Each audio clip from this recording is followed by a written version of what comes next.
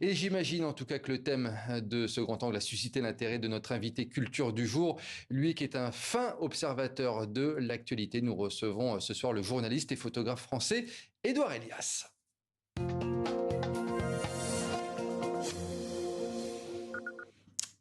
Édouard Elias, qui fait partie des invités du festival photo Martani, qui se tient jusqu'au 31 août à Martani. Martani, c'est en Normandie. Il est aux côtés de 8 autres photographes. Bonjour, Édouard Elias. Bonsoir. Merci d'être avec nous. Ça vous intéressait, ce débat avant sur les échanges justement Alors, il faut avouer que dans la régie, je n'entends pas ce que dit la personne. Donc, j'ai vu une personne discuter. Donc, je n'ai pas eu d'informations vraiment. Alors, on va revenir donc sur ce festival photo à Martigny dont vous faites partie. Lors de cet événement, vous présentez l'un de vos reportages qui vous tient le plus à cœur, on peut le dire, puisque vous avez embarqué durant 2 mois en 2016, c'est bien cela, à bord de l'Aquarius, bateau affrété par SOS Méditerranée pour secourir les migrants en mer. Et on y découvre donc ces images poignantes lors de cette exposition. Alors, c'était 3 semaines. J'aurais bien voulu 2 mois sur le bateau pour, bien sûr, aller faire des sauvetages de réfugiés en mer Méditerranée. Donc, c'était en 2016. C'est en effet un travail qui me tient beaucoup à cœur. Il fait partie de certains de mes reportages, plutôt liés à l'actualité internationale, que je couvre en tant que photographe. Exactement. Comment s'est déroulé votre travail de photographe à bord? Comment est-ce qu'on prend les contacts avant? Comment ça se passe sur place? Alors, travailler sur un bateau de sauvetage est très différent, par exemple, que de suivre les réfugiés sur éventuellement leur périple en Afrique subsaharienne, la traversée du désert, la Libye, etc.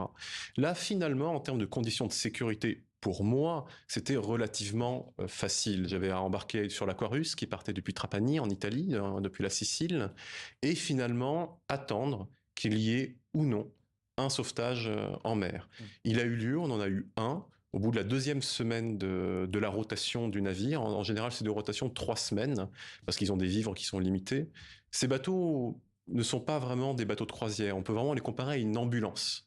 Ils sont là pour secourir des personnes qui sont en détresse, qui risquent en général la noyade les bateaux peuvent chavirer, ils partent sur des embarcations qui sont extrêmement précaires, et donc tout doit se faire rapidement, en ordre, dans le calme, parce que beaucoup de personnes justement qui sont récupérées ne savent pas nager. Donc l'idée c'est de les rassurer, et nous en tant que journalistes, photographes, caméramans, etc., on doit savoir se positionner pour ne pas gêner l'opération qui est en cours, mais aussi relater ce qui est en train de se passer. La difficulté, c'est qu'on manque de temps. En général, un photographe travaille souvent en binôme. Moi, je travaille avec Gwenaëlle Lenoir, qui est une journaliste rédactrice. À l'époque, on était parti pour VSD, un journal avec lequel j'ai beaucoup travaillé. Et il fallait aussi faire des interviews, il fallait aussi passer du temps avec eux. La difficulté était qu'on n'avait pas eu le temps de se rencontrer avant, de se connaître. Donc voilà, tout doit se faire là, sur l'instant, instantanément, quoi. Exactement. À créer une connexion directement. Voilà, il faut arriver à créer une connexion directement. Alors moi, je suis quand même quelqu'un qui a l'habitude des huis clos, qui aime pas passer beaucoup de temps avec mes sujets sur le terrain pour être accepté. On est avec un appareil photo comme une caméra de votre côté. On rentre dans l'intimité des gens, dans une situation de détresse. Donc il faut se faire accepter. Et on le sent bien sur les photos, on sent bien justement l'intimité que vous arrivez à capter.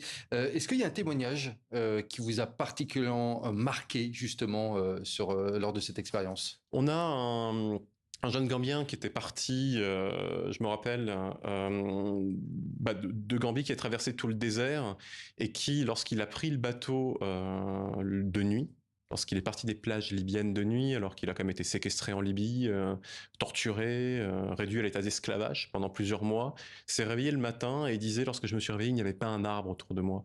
Et c'est vrai que pour beaucoup de personnes, c'était la terreur de la mer qui se ressentait vraiment.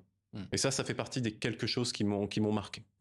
L'exode, c'est vraiment une thématique qui est chère à votre cœur. Alors l'exode, mais il y a aussi les zones et les terrains de conflit que vous avez couverts à de nombreuses reprises ces dernières années.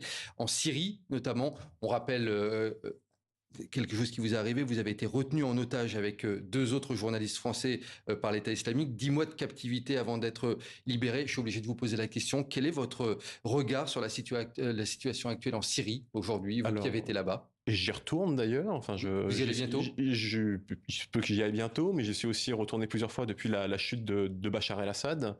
C'est en effet pour moi un terrain qui me passionne.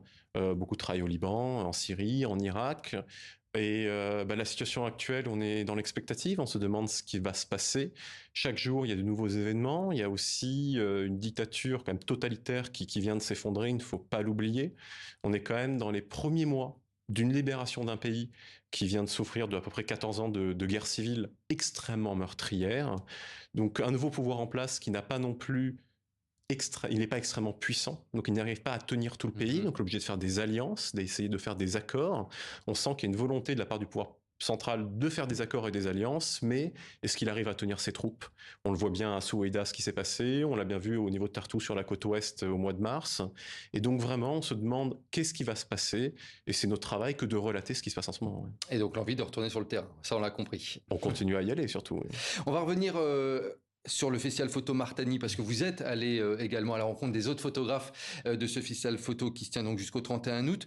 Il y a 8 expositions en plus de la vôtre, c'est assez large, du sport, de l'humour, de l'émotion, de la contemplation, il y a toutes les thématiques qui sont abordées. Est-ce que vous avez un coup de cœur à nous donner parmi les autres travaux présentés lors de ce festival? Bien sûr, il y a Xavier Lambourg qui est un peu... Alors, une histoire assez marrante, c'est que dans cette exposition, il y a 2 reportages qui sont face, le sien et le mien, donc c'est sur le Tour de France. Lui, sur le Tour de France. Exactement, c'est les photos panoramiques. Très belles photos, je les ai vues. En panoramique, et ça a été fait avec le même appareil photo. Je lui ai acheté son appareil photo juste avant de partir sur l'Aquarius. Et donc, ce qui est assez drôle, c'est qu'on se retrouve avec un appareil photo qui a 2 expositions sur et c'est vraiment du hasard qu'on se retrouve ensemble sur cette exposition. Et les émotions, elles sont pareilles lorsqu'on va en Syrie ou lorsqu'on photographie le Tour de France? Est-ce que la photo permet justement un vecteur d'émotion différent que la télé ou que l'écrit? Je pense que c'est dans l'attitude du photographe. On est sur une image qui n'a finalement ni début ni fin. Une vidéo, ça commence à 0 minute 00 et ça finit à un moment. La photo, on peut la contempler pendant des heures ou pendant quelques secondes. Et c'est vraiment ça aussi que je trouve qui est extrêmement intéressant dans ce médium qui est complémentaire, on va dire, au reste, que ce soit la radio, la vidéo, le texte. Merci beaucoup, Édouard Elias. Je le rappelle donc, ce festival, c'est le Festival Photo Martini. C'est donc jusqu'au 31 août en Normandie. On peut donc découvrir vos travaux, mais aussi les travaux de 8 autres photographes. Et comme je le disais, c'est un très beau festival avec beaucoup de thématiques. Merci beaucoup en tout cas d'avoir été l'invité de notre 64 minutes. Merci à vous. Merci.